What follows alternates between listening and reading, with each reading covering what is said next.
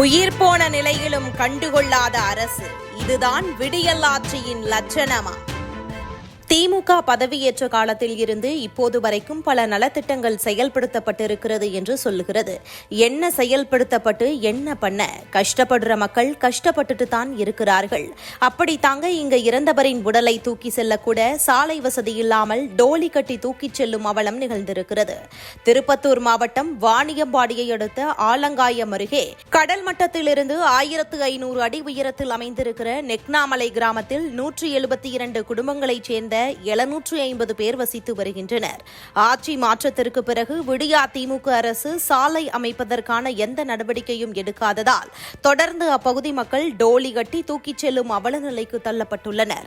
இதனை அறிந்த சின்னத்திரை நடிகர் பாலா நெக்னாமலை கிராமத்திற்கு நேரில் சென்று புதிய ஆம்புலன்ஸ் ஒன்றை வழங்கியிருக்கிறார். இதைத் தொடர்ந்து தற்போது அந்த சாலையில் கற்கள் பெயர்ந்து ஆம்புலன்ஸ் செல்ல முடியாமல் இருப்பதால் அந்த மலை கிராமத்தைச் சேர்ந்த முத்து என்பவர் உடல்நிலை சரியில்லாமல் வேலூரில் உள்ள தனது மகள் வீட்டில் தங்கி சிகிச்சை பெற்று வந்தார். இன்று அவர் திடீரென உயிரிழந்த நிலையில் உயிரிழந்த முதியவரின் உடலை சொந்த ஊரான நெக்னாமலை கிராமத்திற்கு கொண்டு செல்ல சாலை வசதி இல்லாததால் மீண்டும் சடலத்தை டோலி கட்டி தூக்கிச் செல்லும் அவலம் தொடர்ந்திருக்கிறது. சுதந்திரம் அடைந்து 77 ஆண்டுகள் ஆகியும் மலை கிராமத்தில் சாலை வசதி இல்லாமல் மீண்டும் டோலி கட்டி தூக்கிச் செல்லும் அவல நிலைக்கு தள்ளப்பட்டிருக்கிறது. மிகுந்த வேதனையாகத்தான் இருக்கிறது. அரசின் அலட்சிய போக்கால் இந்த மக்கள் இன்னும் எத்தனை காலம்தான் அவதிக்கு உள்ளாக போகிறார்கள் என்றே தெரியவில்லை.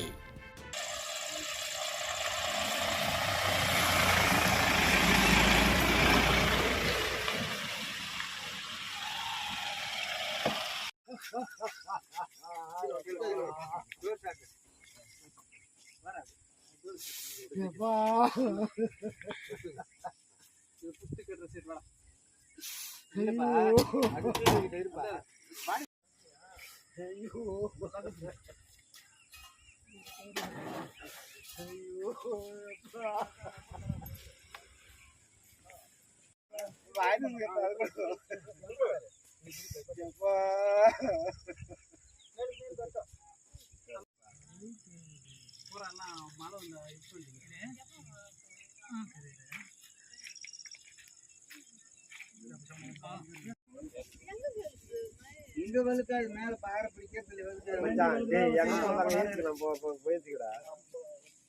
எங்க வைக்குதாங்க ஏத்துக்கலாம்